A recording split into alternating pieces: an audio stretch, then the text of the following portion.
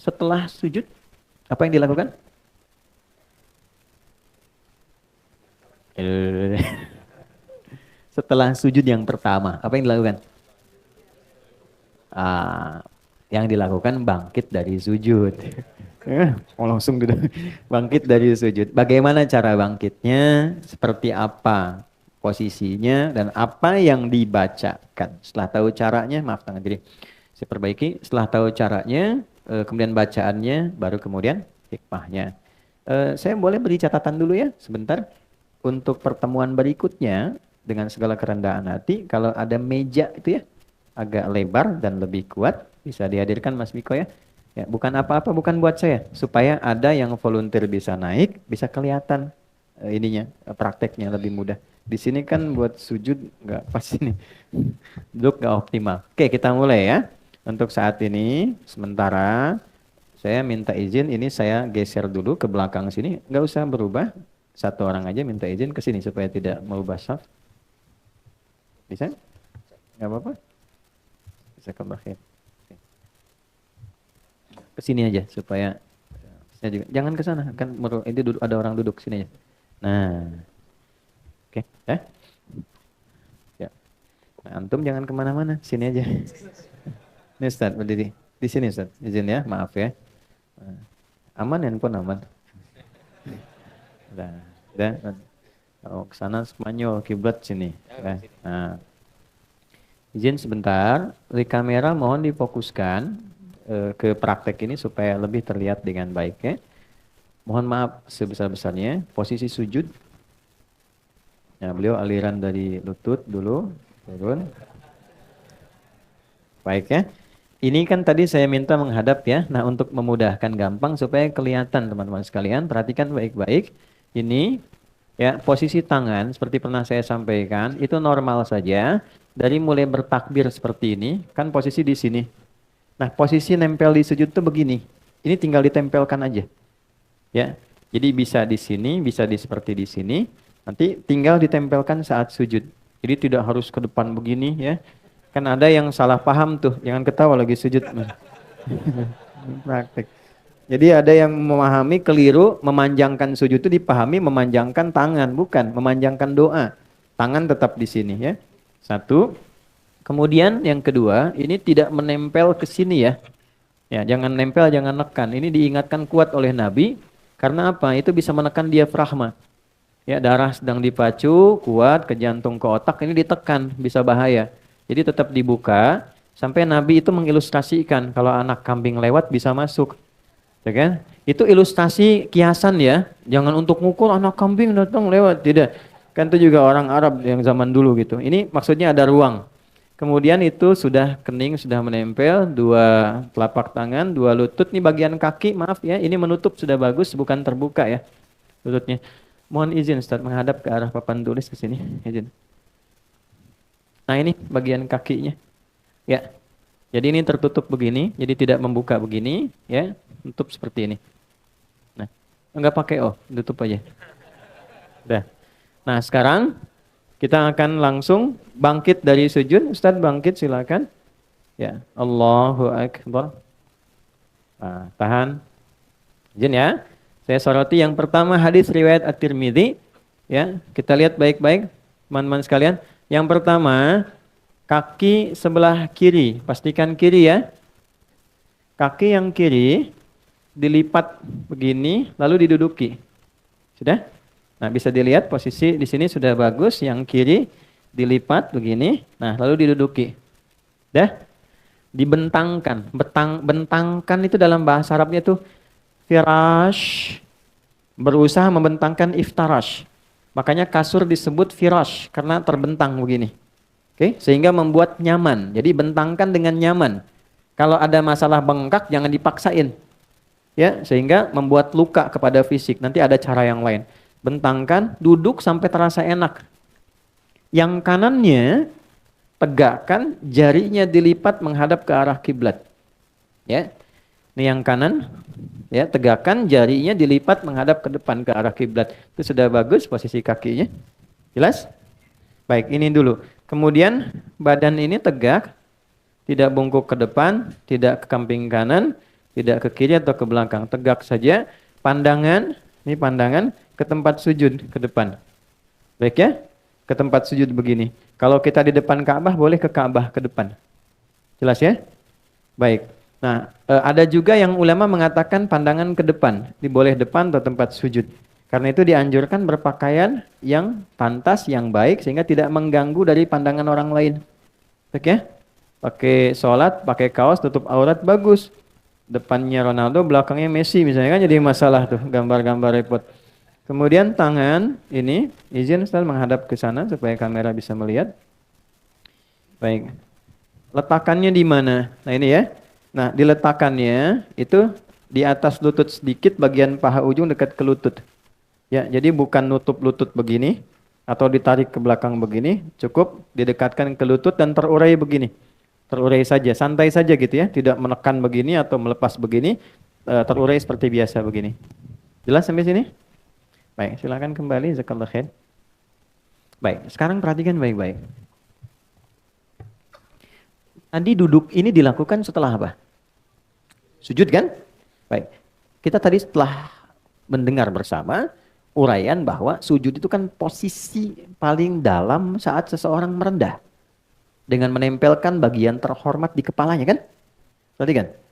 Seorang yang biasa merendah di hadapan Allah, maka Allah akan mengangkat derajatnya dengan lebih baik dibandingkan orang yang selalu meninggikan dirinya.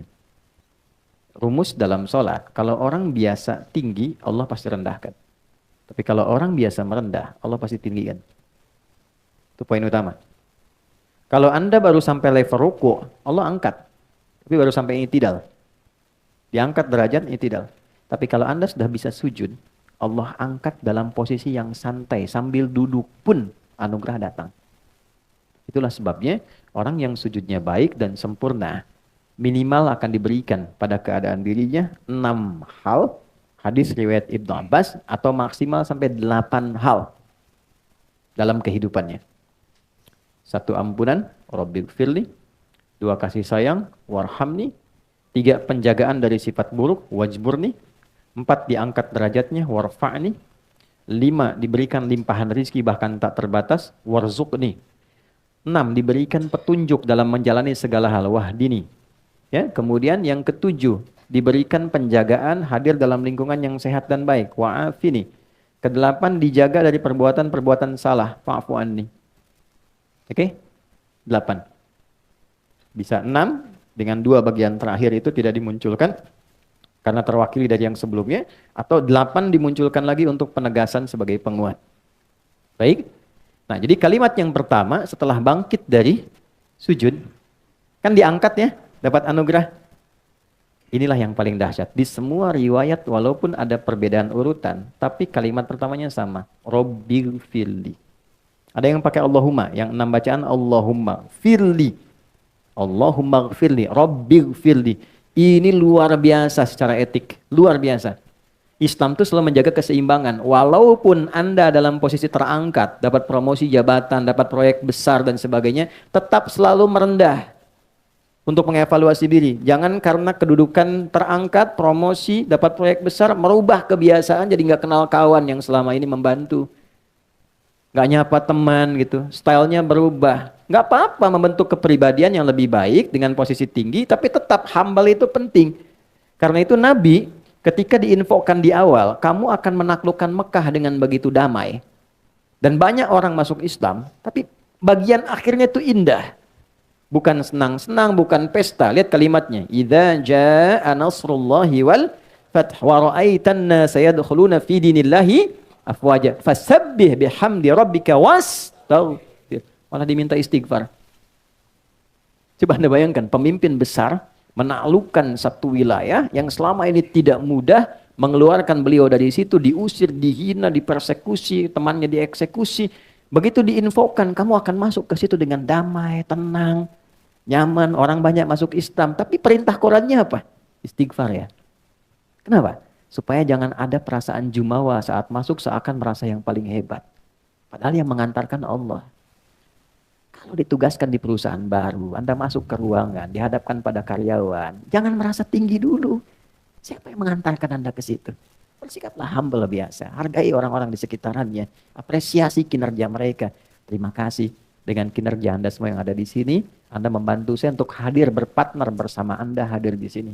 Walaupun memang penugasan kepada saya sebagai seorang pimpinan, ini tidak mengurangi kinerja dan kebersamaan kita sebagai seorang teman. Ini spirit pertamanya.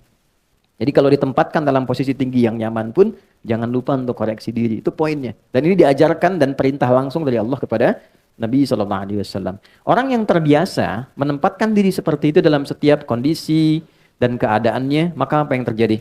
Warhamni. Allah turunkan rahmat yang menyayangi dan meliputi ia dalam setiap gerak dan langkahnya. Warhamni.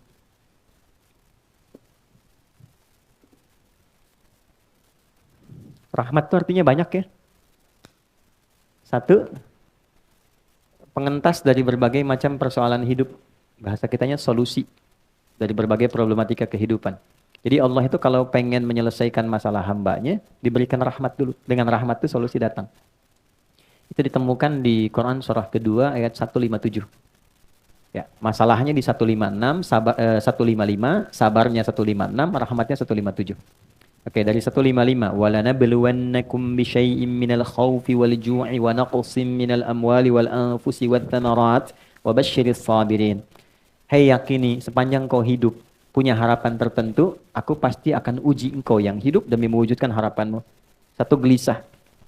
Ya, gelisah itu termasuk ujian, khawatir, gelisah.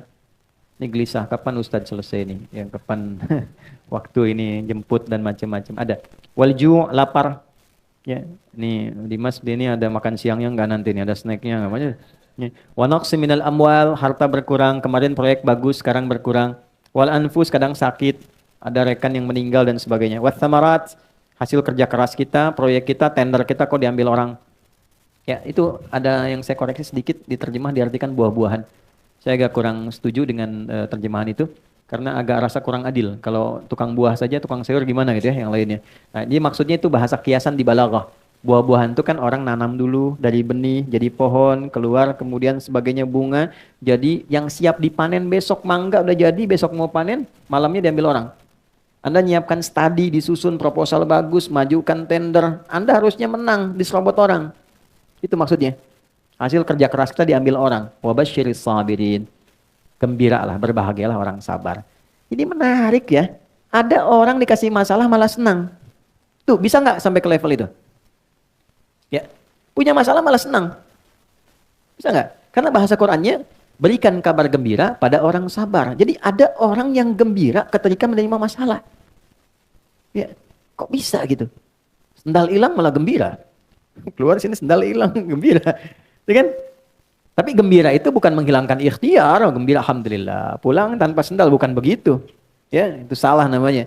Dia tetap berikhtiar tapi gembira menerima itu. Kenapa dia gembira? Karena tadi di awal dia tahu masalah itu jalan mengabulkan doanya. Jadi kalau Anda sedang punya masalah, catat tadi malam doa apa? Nah, itu jalannya. Jadi begitu Allah kirimkan itu, dia senang. Ternyata Allah kabulkan lewat jalan itu. Maka dia terima dulu dengan sabar. Sabar itu menerima apa yang Allah berikan kepada kita dengan berusaha mencari jalan ikhtiar sesuai dengan pedoman yang telah Allah tetapkan. Lalu kuatkan diri, kuatkan dulu supaya ada motivasi. Cara menguatkannya ayat 156. Alladzina idza asabathum musibah qalu inna lillahi wa inna ilaihi. Persoalannya ayat ini sering dibatasi bacaannya kalau ada orang meninggal. Padahal ini ayat umum terkait dengan ujian hidup. Ya Allah, engkau yang kasih, engkau pasti berikan solusinya juga.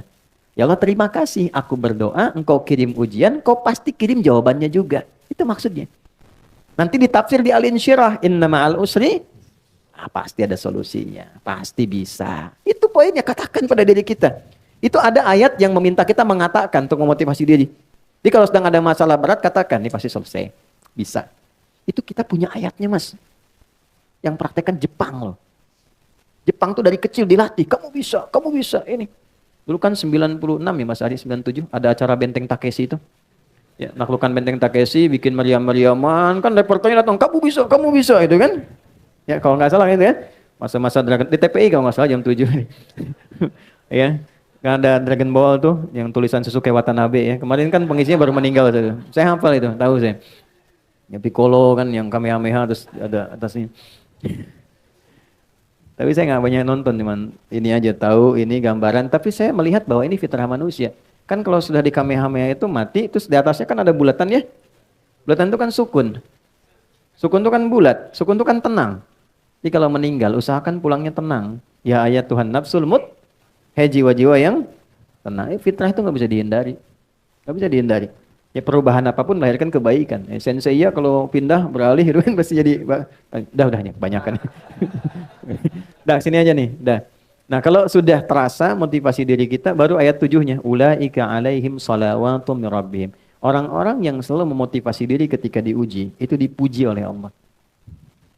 Dia menerima itu dan meyakini sebagai pemberian Allah. Dipuji. Anda dipuji pimpinan, tokoh besar di Indonesia begitu senangnya. Kenapa nggak senang dipuji Allah? Ya? Setelah dapat pujian, warahmah, ulaika alaihim salawatum min rabbihim warahmah. Ini dikasih rahmat, begitu rahmat diberikan, wa ulaika humul muhtadun. Dibimbing oleh Allah untuk mendapatkan solusi.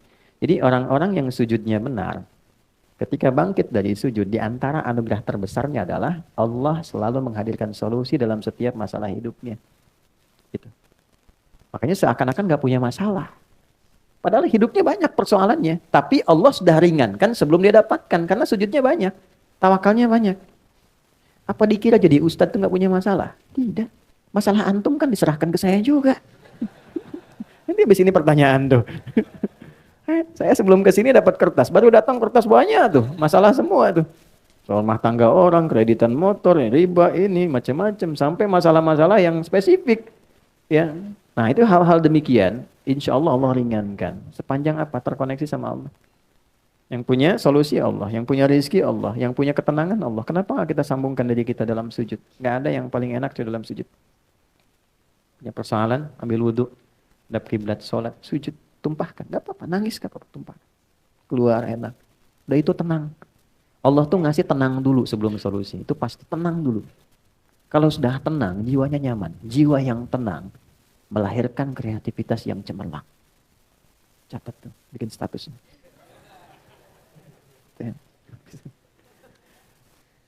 Wajibur nih, dijaga dari perilaku menyimpang, jaga dari aib. Ini kan pasti aib nih.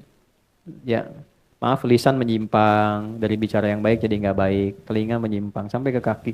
Nah itu orang yang rajin sujudnya bagus, dijaga oleh Allah supaya konsisten berusaha dalam kebaikan. Ya, Rabbighfirli warhamni wajburni warfa'ni, diangkat derajat dengan cara yang baik. Diangkat derajat itu caranya macam-macam Allah itu. Ya, kadang-kadang nggak tampak, nanti cerita temannya. Ya, teman-teman musisi nggak tahu kalau ini tuh walaupun sudah nggak sama-sama tapi royaltinya masih dikasih gini. Dia nggak pernah cerita, tapi orang lain cerita. Sehingga pamornya baik, apresiasinya baik, macam-macam. Gitu kan? Ada ternyata unsur sudah naik, perusahaan bagus, dia suka perhatian, derma begini. Dia nggak cerita, tapi orang cerita. Diangkat derajatnya. Ya, nanti kalau diangkat ke tempat yang orang tidak berdebat dengan posisinya, itu namanya maqaman mahmuda. Maqam itu posisi terbaik, ya. Tapi boleh jadi orang masih berdebat, kenapa harus dia? Ada kondisi ketika orang terpilih, orang nggak berdebat, memang dia harusnya, memang dia yang pantas. Nah, itu maqaman mahmuda. Ternyata cara meraihnya dengan sujud. Saya jasakan amalannya dari Quran saat tahajud. Itu ada di Quran surah ke-17 ayat 79 sampai dengan 81. Quran surah 17 ayat 79. Nah, ini 80-nya saya lingkari, 79 ke 80. Tambahan untuk optimisnya ayat 81, bacaan Qur'annya ayat 82. Wa minal laili fatahajjad bi, dan dari sebagian malam cobalah bangun untuk tahajud. Allah nggak minta semuanya, sebagian aja. Walaupun 5 menit, 10 menit, 15 menit, nggak apa-apa, yang penting terpenuhi itu. Yang dituntut apa? Ikutin. Kalau di Al-Muzammil tuh sindirannya halus tapi tajam. Innalaka fin nahari sabhan tawila. Duh, hamba Allah yang satu ini. Kata Allah nih, siangnya begitu sibuk cari dunia. Ya, lelah, malam-malam enakan pakai selimut tidur. Cita-cita masuk surga Firdaus lagi katanya. Innalaka fin nahari sabhan tawila. Kamu ini begitu sibuk banget siang ya, sampai malam tuh enak pakai selimut. Kan Al-Muzammil dengan Al-Mudaththir itu beda. Kalau Mudaththir dithar, selimut melindungi dari kegelisahan, ketakutan. Kalau Muzammil selimut kayak teman yang bikin tidur itu jadi enak. Kayak punya teman dengan berselimut tuh. Nah, itu maksudnya. Di suratnya Al-Muzammil. Kamu ini kok sibuk banget ya katanya. Pagi sampai siang sampai ke malam, pas malam tidur pakai selimut kayak jadi teman enak banget. Cita-cita masuk surga. Bangun dong dikit. Ya, bangun malammu, sentuhannya akan kuat kepada jiwa. Bukankah ini yang sering kau ingin mohonkan kepada Allah untuk mengabulkan permintaanmu? Faqra'u ma tayassara minal Qur'an. Bangunlah, baca walaupun sedikit. Ya, jadi tuntutan Quran itu cuma bangun aja, baca walau sedikit. Gitu aja. Walaupun cuma sebentar, Al-Falaq, An-Nas, yang penting terpenuhi dulu. Witir, 1 rakaat aja, tunaikan dengan ikhlas. Baca surat Al-Ikhlas. Satu, bangun, sujud, minta. Begitu terpenuhi poinnya, ini naik. Asa ayyab'atsaka rabbuka maqaman mahmuda. Hal pertama yang Allah berikan maqaman mahmuda. Nih warfa'ni. Ya, jadi kalau mau diangkat derajat itu ada 2 caranya. 1 pakai iman, 2 pakai ilmu. Pilih di antara 2 ini. Kalau pakai iman jalannya ibadah. Perbanyak ibadah, derajat Anda terangkat. Yang kedua ilmu. Ilmu makin tinggi, derajat Anda meningkat. Ya, S1 dengan S2 salarinya kan beda. Dengan S3 lain, tempat kerjanya sudah beda, itu sudah hukum. Itu ada di Quran surah 58 ayat 11. Yarfa'illahu alladhina amanu minkum walladhina utul ilma darajat. Wajburni warfa'ni warzuqni. Nah, rizki ini. Ya, rizki, perkara rizki ini enggak gelisah. Ini sering kali ini yang jadi persoalan dalam kehidupan rizki. Ya, maaf, jangan dibatasi pada uang saja ya. Uang, materi material itu rizki. Ya, pasangan itu rizki, keturunan rizki, ketenangan itu rizki. Orang sering abai dengan ketenangan. Saya perhatikan ada masalah nanti, ya, postmodern itu ada salah satu yang Nabi pernah mengingatkan dengan sangat kuat bahwa ada kondisi orang itu fokus sekali pada materi sehingga lupa dengan hal-hal yang paling substansial. Contoh begini, maaf dengan kalimat ini. Kalau suami itu di antara tugasnya apa? Cari nafkah, oke. Cari nafkah. Cari nafkah itu dapat rezeki kan? Untuk siapa? Keluarga kan? Nih, keluarga di dalam rumah. Cari nafkah keluar rumah misalnya. Berarti nyarinya untuk ke dalam kan? Saya mau dapat uang, saya olah supaya di dalam rumah jadi nyaman. Gitu kan? Baik, jadi yang paling penting itu harta yang di luar atau yang di dalam rumahnya? Dalam kan? Karena kita mencari keluar untuk yang di dalam kan? Kok bisa dalam prakteknya Anda prioritaskan yang di luar dibandingkan di dalam? Kok bisa? Kok bisa waktunya habis buat di luar dan tidak ada untuk ke dalam? Itu kan sifat korektif pertama. Ya, handphone dengan anak penting mana? Kalau anak datang saat Anda sedang tulis WA, yang disimpan handphonenya atau yang dimarahi anaknya? Ya. Kadang ada sifat ketidakadilan yang nampak itu tanpa disadari itu terjadi. Nah, salah satunya apalah? Ketika orientasi itu pada yang substansial bergeser pada titik-titik yang penunjang saja. Mau sekunder, mau tersier dan sebagainya. Contohnya apa? Materi itu penting, itu mawaddah. Kan ini musyawarah tuh, muda, sakinah, mawaddah dan rahmah. Mawaddah itu kan nomor 2 setelah sakinah. Apa itu mawaddah? Dari kata maddah, cinta yang dihadirkan dari pemberian fisik, material. Istri cemberut di rumah. Anda datang ingin menyenangkan, datang dengan cinta, pemberian materi. Sayang, Assalamualaikum, kayaknya kenal deh, Masya Allah. Mas nengok gini, ini ada hadiah, emas 2 kilo kan, masih ya, sembuh. Sehat lagi gitu, bagus lagi. Nah itu mawaddah.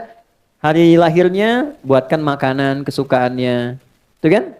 Dan sebagai itu mawaddah namanya. Tapi yang duluan itu sakinah. Karena mawaddah tanpa sakinah hampa. Ya, kaya, tapi nggak pernah tenang, nggak nyaman. Itu yang perempuan ibu deh, pilih ya. Kaya tapi gelisah, atau miskin tapi tenang. Nggak ada pilihan ketiga, 2 aja. Saya tahu kaya tapi tenang. Coba, kaya tapi gelisah atau miskin tapi tenang, pilih mana? Nah, ini menunjukkan sakinah itu di atas mawaddah. Anda boleh juara di perusahaan hebat ini, tapi ketenangan nggak ada. Ke rumah nggak tenang, nggak nyaman, ada kasur tidur di lantai. Ya, sama anak nggak nyapa, sendirian, sampai rumah masih ruang kerja sendiri. Ngapain? Katanya nyari kerja buat ke rumah, terus orang rumah nggak ada perhatiannya. Lantas tujuan apa sesungguhnya yang sedang Anda bangun? Betul. Ya. Ini poinnya, ini dasarnya. Jadi warfa'ni, nah warzuqni, naik ke atas, ya Allah anugerahkanku rizki. Rizki yang bagaimana? Rizki yang dihasilkan dari sujud. Itu sangat berbeda dengan rizki yang dihasilkan bukan dari proses sujud. Karena kalau sudah dari sujud pasti mencarinya ikut aturan Allah. Sujud kan pada Allah. Gak mungkin nyari rizki di luar aturan Allah. Terus digunakannya Allah pengen apa? Dipakainya pasti begitu. Kalau sudah ini terpenuhi 6, wa'afini, pasti terjaga. Ya Allahumma hdina fiman hadait wa'afina fiman afait. Tempatkan aku di tempat orang-orang yang terjaga, yang sehat, yang baik. Pasti terjaga lingkungannya. Baru terakhir wa'fu anni untuk koreksi-koreksi kecil. Ya, kalau ada yang kurang tepat dipalingkan sehingga jadi lebih baik, ngelihat yang salah langsung paling kepada yang benar, itu korektif koreksi kecil yang menjaga kita secara detail. Nah, itu kesimpulannya, orang-orang yang terbiasa sujud dengan baik, maka Allah akan angkat derajatnya dalam keadaan yang nyaman, tenang. Yang selanjutnya dalam keadaan tenang dan nyaman pun tetap tidak menghilangkan sifat tawadhu'nya dan kepasrahannya untuk berhamba kepada Allah. Yang dengan itulah dia mendapatkan anugerah-anugerah melimpah selama hidupnya sampai dia wafat menjadi hamba yang sempurna. Nah, sujud gambaran dari sifat ibadah. Orang yang ibadah disebut dengan abdun. Jamaknya disebut dengan ibadun. Karena itu dalam sholat kita katakan iyyaka na'budu. Kalau kita berlatih mendapat rahmat Allah dari ujung kepala sampai ujung kaki karena ibadah, maka berubahlah nanti orang ini menjadi ibad plus sifat Allah pemilik rahmat namanya Rahman. Ibadur Rahman. Berbahagialah kalau sudah jadi ibadur Rahman, maka semuanya terjaga oleh Allah. Wa ibadur Rahmanil ladzina yamshuna 'alal ardi hauna wa idza khatabahumul jahiluna qalu salama. Di ibadur Rahman itu kalau sudah hadir dengan demikian, itu berkah. Tempatnya berkah, lingkungannya berkah, teman-temannya nyaman, dan kemanapun dia beraktivitas selalu terjaga dalam keadaan terhormat. Itu materi kita.